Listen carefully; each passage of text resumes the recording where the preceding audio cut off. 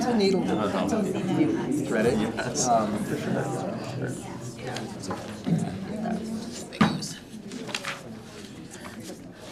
This meeting of the Board of Education is now in session. Please stand and join us in the Pledge of Allegiance.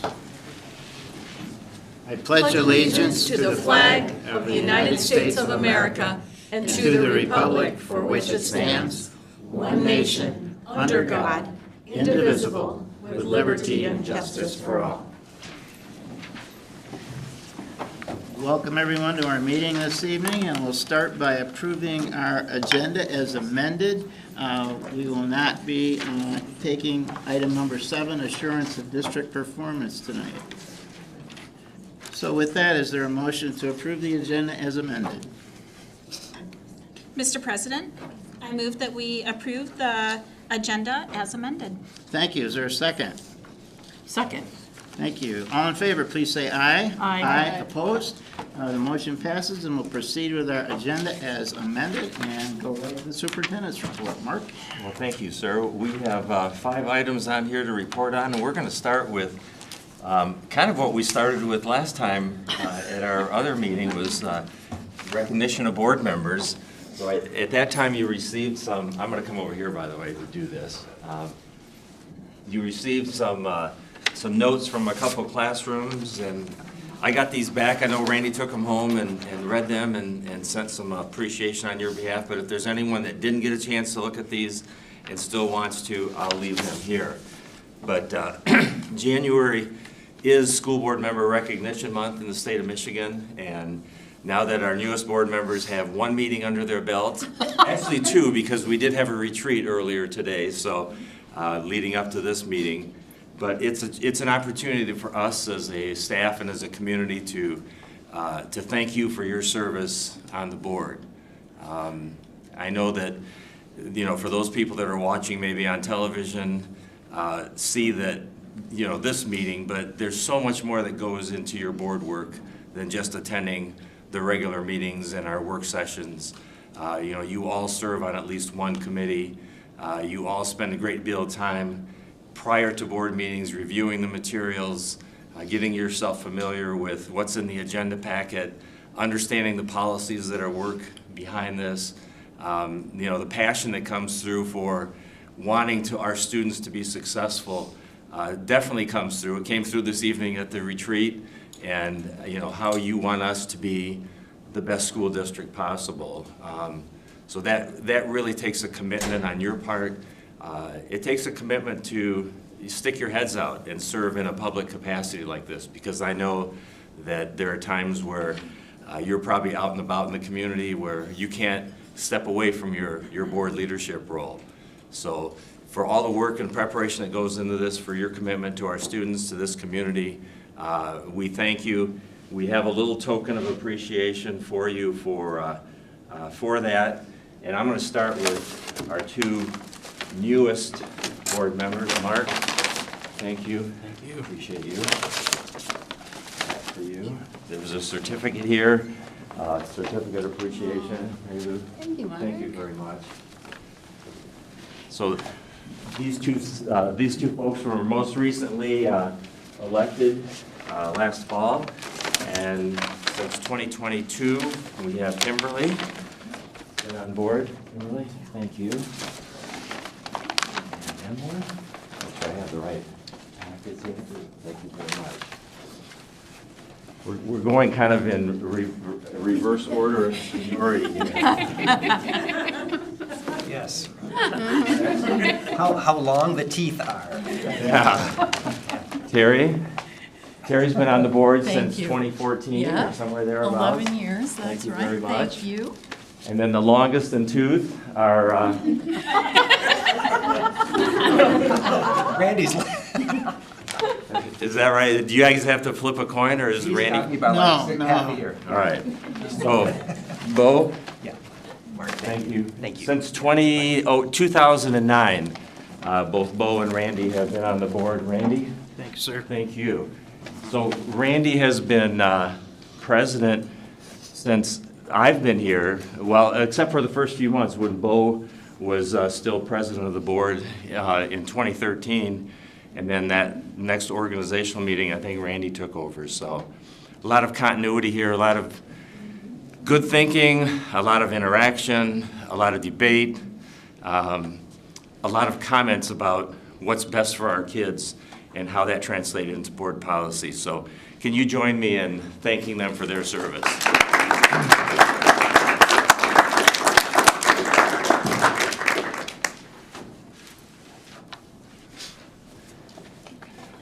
All right.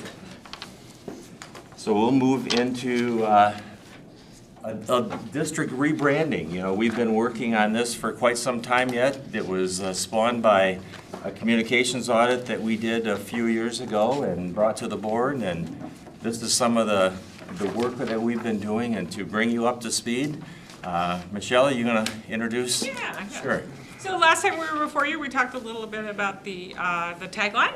And so you kind of gave us a nod on that one. So now we have taken that kind of to the next level, and we're getting into the really fun stuff, which is the graphics. So I will turn it over to Rick, who you are all familiar with, and let him show you what we've been working on. Thank you very much. And before I start, just let me also express my appreciation to each of you board members. As a longtime resident of Portage, my kids are graduates of Portage Public Schools, and I appreciate all your work and all the benefit that it is for our community. So thank you. So yeah, reimagining the brand, and I'm glad to be back with you again today to kind of bring you an update on the process. And let's make sure that, yeah, I got the right button here. So thank you, Barb, for the tech talk there. Just a reminder, and I covered some of this last time we were together.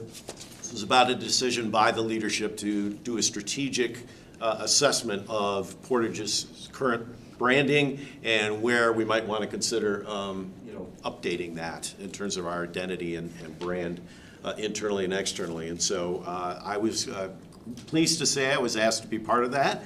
And we've also partnered with Green Street Marketing and Design, which is a Kalamazoo-based marketing firm that has a lot of experience in developing visual identity and brand. So I won't go through this all list, but you may remember that this is some of the material we were able to start with and then do a deep dive, which really got us off quickly in this process of doing this reassessment. Audits, focus groups, surveys, some opportunity to look at existing materials, spending some time even in some focus groups, and this really helped us move along to these conclusions, which again I also shared last time, is that the theme, the overriding theme is student success. That in all, whether it's in those exact words or in the spirit of it, and it's quite often in those exact words, is that's what people care about across all stakeholder groups. And that every student, every future, which is the tagline conversation we had last time, really effectively summarizes that whole issue. Each of those words has meaning, and each of those words feeds into this idea of student success, that everything that goes on in this district is all about helping students succeed. And that was really a result of leaning into a vision statement that actually uses those words, every student, every future, and best reflects the brand and priorities of the district. So now we get to the fun stuff. After having that conversation back in November, now we started the process of working on the visual identity. And so we looked at, this is where we talk about logos, right? Here we talked about, we wanted something that reflected the district's brand and identity, something that really illustrated the many components that go into the Portage Public Schools ecosystem, all the elements, all the components, all the internal and external audiences that drive the work that you do as a school district.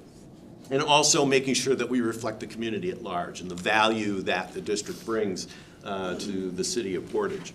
And we also we looked at things like art and color and fonts that are inviting, that are accessible, that are timeless and uplifting, and also, probably most important of all, easy to use. And we did a bunch of looking at different kinds of artwork and logos and so forth. We developed a number of different ones, but we tried really hard to avoid any imagery that was sort of cliched, right? That you see in other school districts. Things that were inflexible or stuffy or staid and so forth. So we didn't want to do like an apple or a school bell or something like that. may be good for some settings, but we were really looking at something that was a little bit more unique and more reflective of what the district stands for. So, as you know, this is the visual brand that we have today, including reflecting on the centennial that we recently completed celebrating. And so, from there, understanding all that we've talked about so far, this is what we are proposing as the new visual identity for Portage Public Schools. I'll let you look at that for just a moment. And then I'll take you through some of the elements of it. The tagline we talked about before, that it's simple, it's focused, it's personal, and it's inclusive. It's very powerful. And each of the words has a meaning. You know, every can be the individual or the group. The student, the fact that we're referencing students is humanizing. It's making about people, about real people and not institutions. And that future the word future encompasses the hope, the promise, the dreams of these students that we are helping, or you are helping to achieve that success. Then we talked about the fonts. What I really like about this is we're using complementary fonts, so they work very well together. In fact, in the font that we have there for Every Student, Every Future is ADA compliant. So that means that it will work really well with devices that for those that are hard of hearing or hard of seeing and are using it, like the websites and so forth. There are software programs and so forth to help interpret that font and not get confused. And I liked really the unique mix of modern, and there's a subtle hint of the past in that, and yet there's a flow that works with it all as well. And I would argue, I was thinking this afternoon, what word comes out in my mind when I look at that is strong. Okay? It's a very strong and complementary set of fonts that go along with that visual identity. Now the waves, what's that all about? Well, again, we talked about at the beginning of this is how do we reflect all the different components in the district's ecosystem? Faculty, staff, leadership, board, students, parents, community, outside partners, and so forth. How does that all come together? And we really wanted something that showed unity and unifying, and yet reflected and honored the fact that all those components come together. And that's when we came up with this idea of a wave. And individual currents that flow through and make that move forward. So the top wave is supposed to reflect the students, right? That's where the student success comes in. But that wave won't move without the other currents that come in and intermingle and drive it forward. If you don't have that happening, what you have is still water, flat water. It's not moving, it's becoming stagnant. In this case, we're talking about student success, we're talking about all these different components, all these different people coming together and moving that flow. And there's also a little bit of a nod to the community as a whole and reflecting one of the great resources that we have in the city of Portage, of course, which is water. So that is the thinking behind that.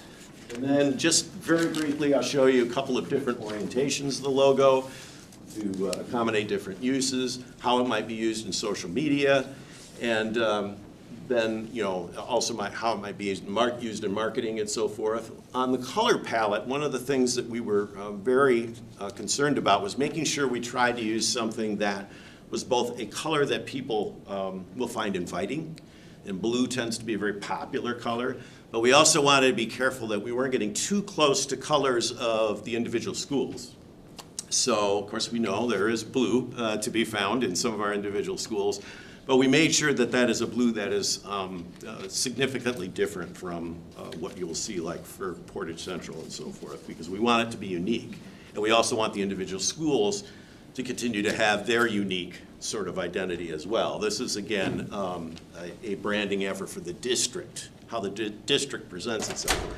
So those are our final thoughts. We're not looking to replace any of the identity of the individual schools. So Portage Central is still the Mustangs, Portage Northern is still the Huskies. They still have their colors in that they can use. But this is how, again, the district presents itself internally and externally. We do have a set of branding guidelines that are in process. They're not quite done yet, but that will give a lot of the guidance and parameters on how to use the logo effectively, how to apply the tagline and the brand that wraps around that effectively. And we're hoping, fingers crossed, if everything goes well and the appropriate approvals come in, that we could begin to roll that out even at this current school year. So with that, I will say thank you. And if there are any questions that I can answer, Michelle can help answer as well. So, thank you. The vertical and the horizontal depiction, is there anything earmarked for either one of those where they would be used, or? Well, I mean, that's really going to be kind of dependent on the use. So you always want to have, you know, those options, right? Because you don't want to, if it's a particular document where a vertical might be more appropriate, let's say maybe the district extra, or maybe it's over the top. So you just want to have that element, and that's something we currently have. Sometimes you tend to use more one than the other. One might be more appropriate for letterhead, one might be more appropriate for a brochure or something. So it's just an option within. And that branding guide will spell all of those out, including, you know, the specific hex codes for the colors. So everybody's using the exact same color and not guessing, because of course we know monitors and even individual eyes see color differently. So there's actually a set of codes that you end up using so that you're making sure you're using the exact right color. So, and then the other one would be the icon, which I call the icon, which is that little round symbol that would go on, you know, your social media sites and, you know, maybe slides or something like that. So it kind of gives us a full range of abilities without having to cram something in that or mush it or make it look, you know, not appropriate. So unprofessional. Other questions?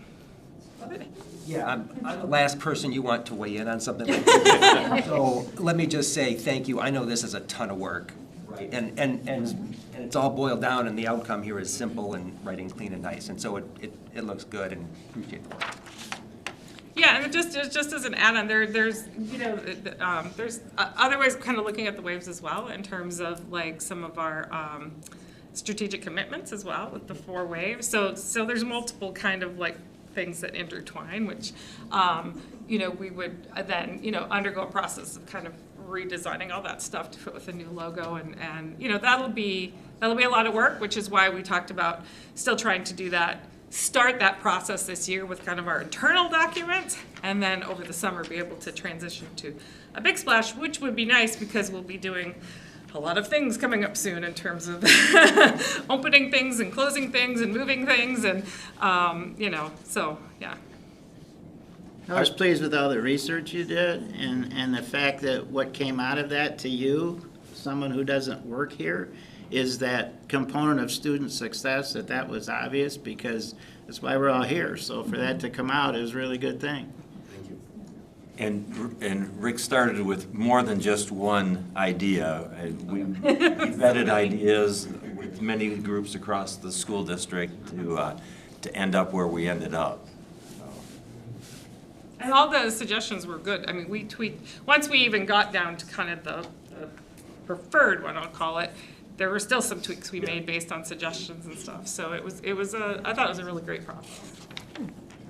Obviously, this is the first time we've seen this, and my initial impression is, wow, I really like what I'm seeing.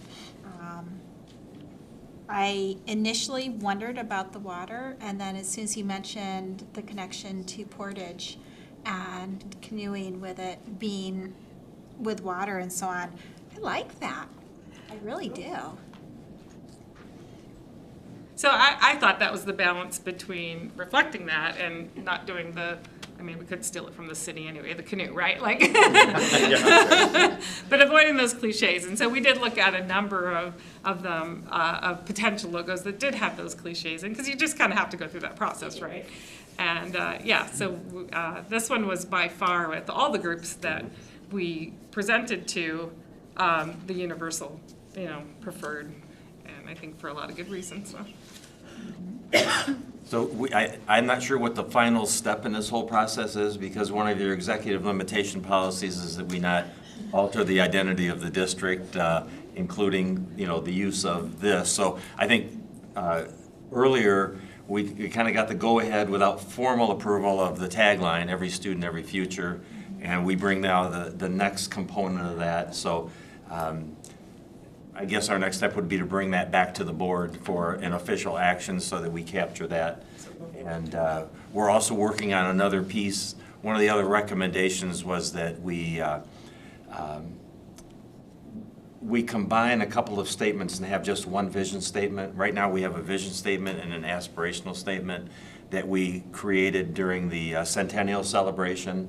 And a recommendation has been to merge those two together, which we're in the process of doing and almost have that part finished. But as Gary reminded us today, that vision and mission sit outside of the ends and that work, but we still would like to bring that and have that included as part of our work. So Good. be looking for that. Thank you. Thank you. Thank you. Thank you both. Mr. Edwards, bond project update.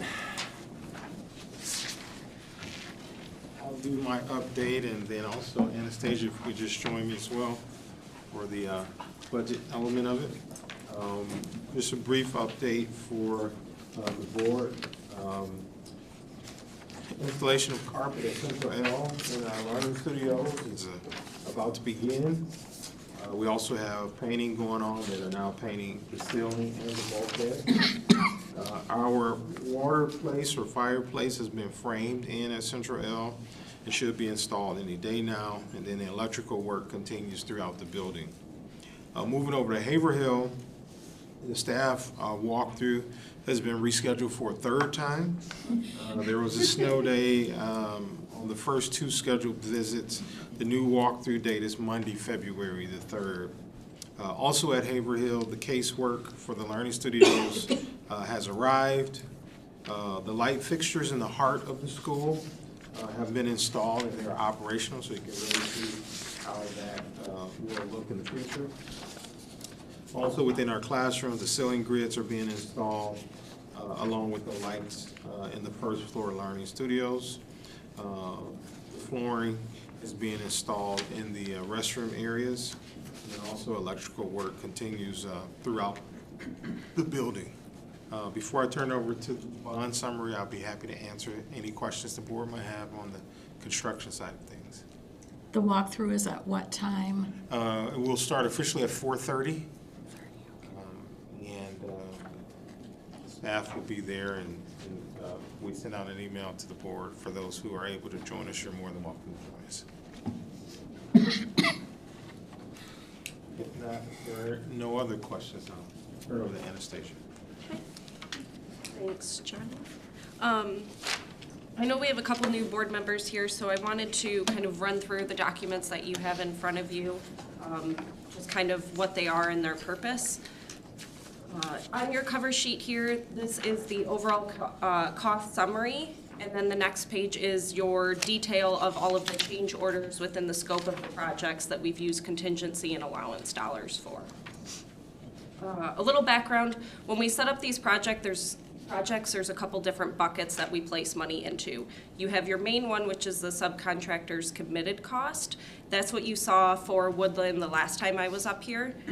So you'll see those amounts increase or decrease based on the change orders from these reports that you'll see roughly quarterly. Then you have allowances, which are things that we know are going to happen or that we know we need the money for, but we just don't know that exact dollar amount. Then you have contingency, really what this whole report is on. So this is the most common, and it's a regular occurrence throughout the construction process. It is money set aside specifically for unknown changes. The contingency dollar amount is shared between you guys, the owner, the architect, and the subcontractors. This allows you guys as the owner to make changes, adding scope, if you want to remove something. An example of that is on Haverhill, item 7. We were directed by Portage to add additional conduit for a future fiber run. This will eliminate the added cost down the road when we demo the building. So that's one of those items. Contingency, again, is shared by the architect. So this includes clarifications to the drawings, additional details, or updates to comply with any revised code or state regulations. One of the examples in our change order summary today is on Central Item 2 for the chiller condenser units. We had to make some changes there to comply with refrigerant updates. So we were issuing change order to the mechanical contractor for that. Lastly, it's also shared with the subcontractors. Any RFI responses that come up or questions during the construction process, responses to bulletins, or there can even be any scope gap from the OAK side that wasn't originally assigned to anyone. So one of those examples is on the central portion, item 8, caulking the relief joint. It was difficult to really determine what that was in the original construction documents, so it wasn't picked up by anybody officially or assigned to anybody, so that cost is now being captured. Once we have the pricing from the contractors, as a team, we review contingency and spend time comparing where we are financially to percentage complete, as well as where we are physically compared to the project schedule. So typically, we have a pretty in-depth process for approving these change orders that you see here. Once the architect issues the bulletin or any change direction to the contractors, they'll send in the pricing to OAK. We review that pricing. If we have any concerns, we'll have the discussion with the contractors. Once we are okay with it, we then send it to the architect to review. They do their due diligence. They go through, look at the pricing as well. After they are okay with the pricing, it then goes to Plant Moran to have their review before the final approval from Johnny and Mark. Overall, on the contingencies here, your cover sheet, Central's contingency currently is at $2,037,113, or roughly have 71% remaining. Haverhill's at $1,956,214, or roughly 80% remaining there. Overall, I'm really comfortable with where we're at in the process and the contingency dollars spent so far. Typically, you'll see an increase or more money spent at the beginning of the construction process just with unsuitable soils. Structural changes are a big one, and then you typically kind of level off. There's still contingency dollars being spent, but it's not as large of increase. And then at the end of the project, you'll see an increase again. This is typically anything that the inspectors might want changed or their interpretation of a code. So you'll see a little bit more spent there, and then just kind of tidying up loose ends. So overall, I'm really comfortable with where we're at with the overall contingency and for Central and Haverhill. But if you guys have any questions or any items you'd like to dig into, please let me know. I just have one question on the page under where it says Central L, the first column. The previous change order construction cost was $731,194. Yes. And then the contingency cost was $871. So I wonder. That looks like that, yeah, that looks like that was a typo on my end, I'm sorry. So, it should be the 871,188 up above for the construction. Oh, okay, great. Or wait, actually, Is no, that the owner's rep? that was the owner's rep one, you're right. No, that's correct, that happened in change order 1, and we're on 6, you're correct. So there was some money that had been moved around from below our line item. Good call, John. So we pay a fee towards our owner's rep, which is Plant Moran. So early in the process, as we started the budget, there were dollars allocated for the owner's rep fees that were below what was expected. So while it wasn't officially a change order, there was some version of a change because we had to adjust the fee structure. And that only occurred for the Central L. Okay, thank you.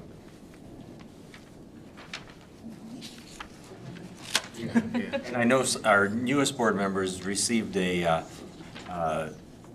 memo that came to the board earlier that talked about what dollar amounts, who was responsible for. So there's certain decisions going to be made in the field. There's some decisions that involve Johnny. There's some that have to come to me, and then there's a break point at which it comes to the full board. But in that whole process, we inform the board of all the change orders that take place during the during the construction project. Any other questions? Thank you. Thank you. Thank you. Thank you for that. Oh, yeah. Paula with the financial report for this month. Good evening, Board of Ed and Superintendent Beeling. Included in your packet for your board meeting was a financial report reflective of 6 months to our fiscal year, so December 31st, 2024. 6 months has already passed. For the new board members, the report shows the first page, without geeking out too much on accounting stuff, by function code for the state of Michigan purposes. That's what page 1 of your financial report shows. The second page is by object code. Your resolutions that you'll see in the future, for example, for the general fund budget amendment that we're bringing to the board in February, you'll see a very similar report to this. So this follows those same standards. So I'll just touch on a few of the highlights. I want to apologize in advance if I start to cough because I was sick last week. So I'm hoping I get through this without a coughing fit. This report compares this fiscal year to last fiscal year at the same time. So the columns on the far right are what was brought to the board a year ago at this time. So this report compares December 2024 to December 2023. Looking at revenue, local payments are up due to property tax collections. But keep in mind, property tax collections are netted against our per pupil foundation allowance. So that just means the state of Michigan sends us fewer on our state aid status report on a monthly basis. State revenues are up compared to last year due to some carryover money that we had in the 31AA categorical. I've reported this to the board previously. It's the same reason we're using this for safety, security, and mental health purposes. I'll touch on that again a little bit further in the report. Federal revenue is down compared to last year. It's down because of a couple of federal items that we are not receiving this year, such as 98C, E-rate, and ESSER 2 funds that we had in last fiscal year. Local payments from other districts, there's a timing issue of what happened between this year and last year. So revenue is appearing higher in the month of December, where because we received our closeout payment for special education costs from KRESA, we received that at the beginning of December, whereas a year ago at this time we received it in November. So there's just a variance in timing. Moving down to expenditures, I want to take you down below supporting services and just touch on a few of these items. Operations and maintenance costs are up, but they're up because of the secure entryway projects that we are doing at several of the buildings throughout the district. Transportation costs are up due to salary costs and corresponding fringe benefits that align with those salary costs. Central support services is up due to tech software subscriptions, along with the use of the 31AA mental health expense compared to last year. Other support services are down, and this is because athletic supply costs are actually down this year compared to a year ago at this time. Community services is also down, and it's the same reason that I reported to you last time due to staffing. We had an employment leave of a person in that category, and so costs are tracking less than it was a year ago. Just to highlight briefly on the second page for object code, everything's tracking pretty much the same. The only thing that sticks out where it's a little bit higher is that capital outlay area, and that's that secure entryway projects also showing up under the object code category. Just also another general update, the Consensus Revenue Estimating Conference was held on January 10th. And this gives the state the opportunity to check in to see how they're targeting compared to their budgeted revenues for the state school aid fund and the general fund. And the good news is that they had to adjust their revenues higher, so that's promising. This starts our process now where the governor will release her budget first in February. Then the House and Senate will work to release their budgets for the 25-26 year. Then they'll go into caucus and they'll come up with a final decision. But there'll be one more consensus revenue estimating conference that will be held in May that they'll use to finally dial in those numbers before they actually release final budgets for us. So looking forward to hopefully a favorable process out of Lansing. Any questions? And next month, we begin amendment discussions for this year's budget. That is correct. We are working on that right now. As always, I am so appreciative to your eye for detail. Any other questions? Thank you. Thanks, Paul. That's it on the reports. Okay, very good. We'll move to our comments and communications section. Does anyone wish to address the board this evening? Welcome, Kat. Probably don't even need to bring this up there. Kat. Thank you.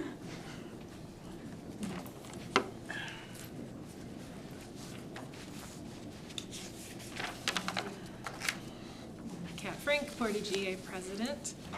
Before I share some of the exciting things that our staff have been doing, I'd like to thank former trustees Hamilton and Crowell for their time on the board and welcome our newest board members. I'm excited to get to know you and work alongside you serving our students and staff. Also, congratulations to Superintendent Beeling on his upcoming retirement. Northern High and North Middle just opened Descendants, the musical, this past weekend. I think I read that there are close to 100 students between the cast and crew. Big thanks to Cece Weeks, Chelsea White Oak, Emily Zemlick, Lindsay Wangler, Harry Phillips, and Bo Hartleroad for providing such an amazing opportunity for so many of our kids. The show runs this coming weekend too, so get your tickets.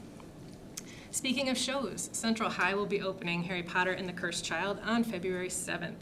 When I first heard that the school was staging this production, I reached out to director Ashley Bowen and asked if she could use any wooden wands for the show. She gave me a very enthusiastic yes. So I brought the idea back to the West Michigan Wood Turners, which is the wood turning club that I'm a part of, and we ended up making and donating around 60 wands for the show, 3 of which are mine. It was a wonderful demonstration of community support, and I'm truly grateful to the club for coming together to help out our students. The Physical Education Central Challenges has replaced the Presidential Fitness Awards for elementary school students. While participation is optional, this marks the 3rd year that 4th and 5th graders at Angling Road will take part in the program. According to Laura over at Angling, her students truly enjoy the experience. She said each year the number of bronze, silver, and gold medal recipients has increased since she started. So thanks to Lori for motivating her students to have fun, set goals, and stay physically active. Darcy Bannett at Central High founded the Youth in Medical Careers Club and is leading a group of interested students on a visit to Stryker next week. The students are eager to explore potential career pathways in the medical field and gain firsthand exposure to the industry. This experience will inspire and inform their future career choices. Thanks to Darcy for her dedication in facilitating this experience. Chow Club, which is short for Culinary and Heritage Organization for Welfare, combined forces with NHS, National Honor Society, and made 70 care packages with snacks and toiletries for the unhoused in our community, which they distributed to the gospel mission this past week. We are so proud of our students for coming together to help out our community. Thanks to Carolyn Moore and Kent Baker for sponsoring these clubs. And finally, students in Adam Schwanzel's history class are gaining valuable firsthand historical insight this week. Mr. Schwanzel has invited his grandfather to speak about the Japanese internment camps during World War II, one of which was located in his hometown. This promises to be a memorable experience for Adam, his grandfather, and all of the students. And fun fact, there will be 3 Schwanzels on campus at the same time because Adam's mom also works at Portage Central. Thanks. Thanks, Kat. Thanks for taking the time to come and give us all that news. Thank you. Are there any comments by board trustees? Well, I will say that I did go to Descendants on Friday night, and it was a fun performance, and it's great to see middle schoolers and high schools working together to pull this off, and they did a great job of it, so I would encourage people to go and enjoy that.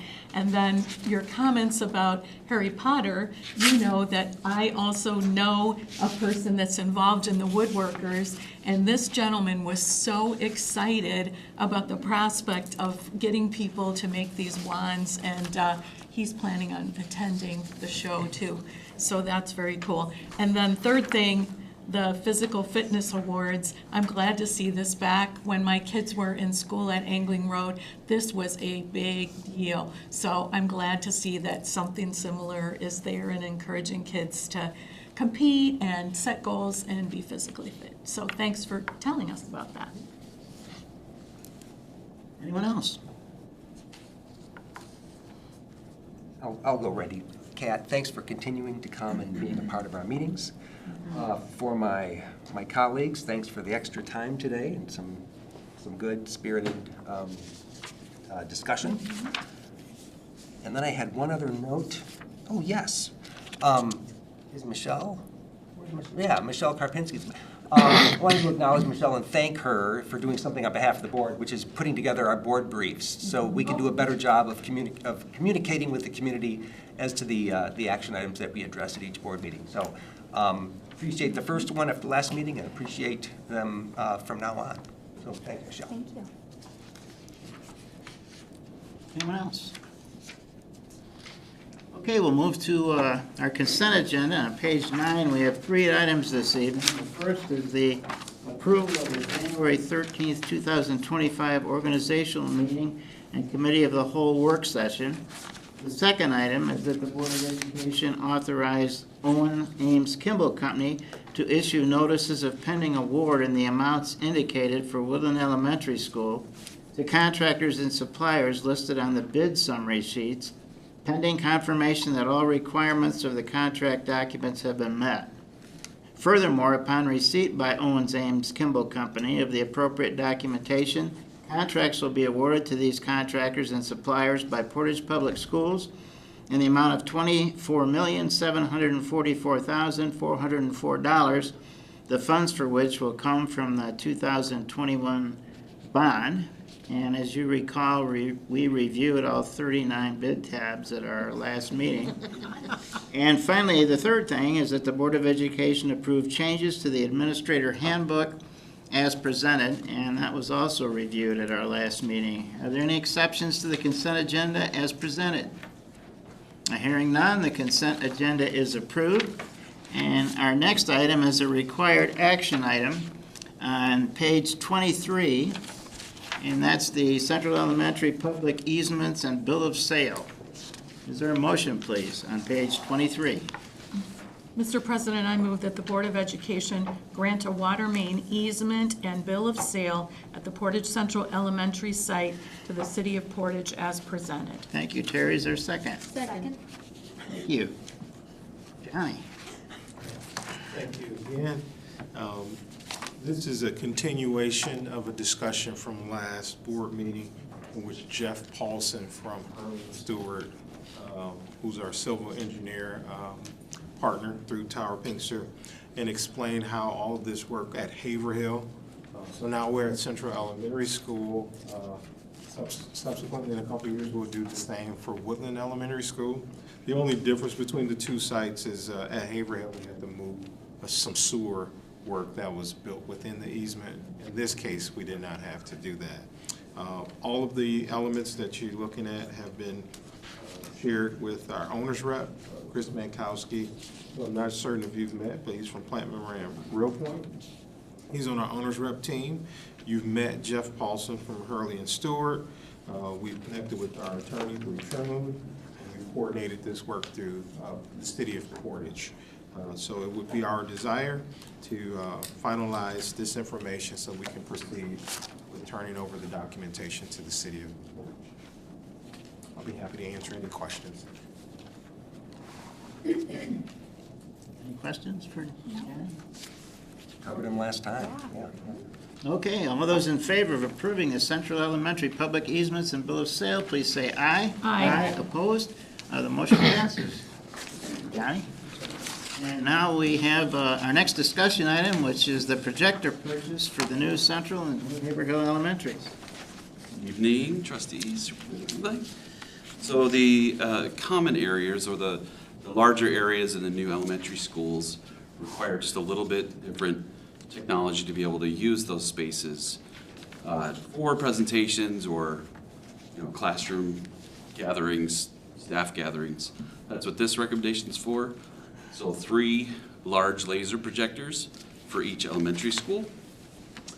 And because they're part of the REMC Bid Save project, we don't need to go out to bid for those. And so we agreed to furnish those as the owner of the project. So that's what this recommendation is for. Any questions you have? Any questions for Ryan? And I'm assuming this $43,000 expenditure hit the state threshold, and that's why it's coming to us. Yes. Yeah, so even though we don't have to go out to bid over that amount, we want to Yeah. make sure you're aware. And if you look at the quotes, if you got any questions on that, I can help you with that. But basically, those large projectors are similar in size to that, and they require certain lenses to be able to show off in the gym or the art area, that kind of thing. Whereas this one wouldn't require a special technology like that. Yeah, our threshold is somewhere around 30,000, let's just over, it keeps creeping up every Tied to year. inflation, right. Yeah, it's tied to inflation, but, so anything that's over that amount by law, by policy, we have to bring that to the board. Would the board be amenable to approving this tonight? We just approved 24 million, this is only 43,000. I'm open to it. It sounds like a good idea. Gotta do it. Is there a motion, please, to bring this item to action? Mr. President, I move that we bring the projector purchase for new Central Elementary and Haverhill to action. Thank you, Terry. Is there a second? Second. Thank you. All those in favor of moving the projector purchase to action, please say aye. Aye. Opposed? The motion passes, and now we need a motion to approve the projector purchase. Mr. President, I move the purchase for new Central Elementary and Haverhill laser projectors in the amount of $43,663. Thank you, Terry. Is there a second? Second. Very good. All those in favor of approving the projector purchase, please say aye. Aye. Opposed? The projector purchase is approved. Our final discussion item is the Human Growth and Development curricular change on page 37. Yes, good evening. I am here to recommend some changes to our Human Growth and Development curriculum. There is a procedure which we must follow that is fairly detailed before making any changes, so I want to review that with you because it's important. Any changes we make to the Human Growth and Development curriculum begin first with our teachers. We have Human Growth and Development teacher leaders, 2 of which are in attendance, and Commissioner Steen and Emily Anthony. They then form a subcommittee that proposes those changes to our Curriculum and Instruction Council for approval. That is the equivalent of the Sex Education Advisory Board that you see described in the law. We call it something a little different here. On that committee, we have parents, students, clergy, educators, and a health professional as well. And those folks are recruited through district communications. And I want to say too that these ladies have presented these changes twice. So they presented them to CIC last year and were approved. And then there was no one in my position, so things just sort of sat still for a little moment. And then they presented them again in the fall, and they were approved. So from there, we went forward. By law, we have to hold 2 public hearings. We held 3. 1 was face-to-face, and 2 were virtual. At each of those hearings, we collected feedback from those in attendance, and we did make some adjustments to the proposed curricular changes. Finally, last step is your approval of those changes.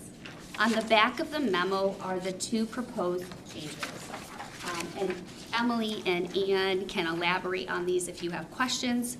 The first one is just updating some of our instructional materials in grade 6 with relationship to our HIV and AIDS unit, which we are required to teach by law about communicable diseases. The second one is changes to the impact of pornography lesson, which was something that we did at a different grade level that we would like to move to a 6th grade level. You have a copy of the slideshow in your packet, so you can see that it has been adjusted to be age appropriate for 6th graders. And that lesson is really focused on, healthy relationships, distinguishing social media from reality, and giving students some strategies for how to handle when they see inappropriate materials, because we know students have greater access to technology today, and it is likely that they may encounter inappropriate materials. That is a brief overview of the curricular changes that we're proposing tonight. Are there any questions that I can address?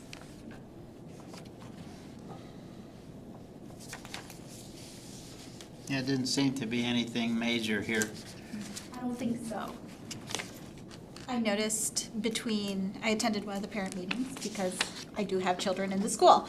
And I noticed that there have been some changes made to this from what was presented at the time. And I know that that is in part due to parent feedback, and I really appreciate your respect and in talking to parents and listening to feedback, and the way that you were willing to answer what can sometimes be emotionally charged questions. And thank you for how you were respectful, truly. You did that, and you were very thoughtful in how you did so. Thank you. Well, thank you. I couldn't have done it without my team, however. They are the content experts with this material. Thank you for the careful and thoughtful work. Yes. Thank you. Thank you. Thanks, Trace. Okay, we've reached the end of our agenda. Any board self-assessments for each of our 2 meetings today. And then if board members could stick around for a few minutes so we can vote the calendar. Thank you very much. We're adjourned.